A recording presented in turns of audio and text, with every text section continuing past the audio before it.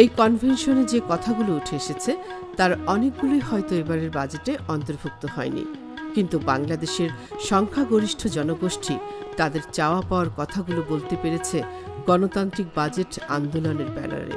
এই বক্তব্যগুলো ক্রমশ শক্তিশালী হবে। একসময় নিশ্চয়ই তাদের কণ্ঠের প্রতিধ্বনি বাস্তবতার আলো পাবে আমাদের জাতীয় বাজেটে। জাতীয় বাজেটে এই মানুষগুলোর কথা যত বেশি গুরুত্ব পাবে, তত বেশি সুষম উন্নয়ন এবং আমাদের সত্যিকার অর্থনৈতিক উন্নয়ন নিশ্চিত হবে।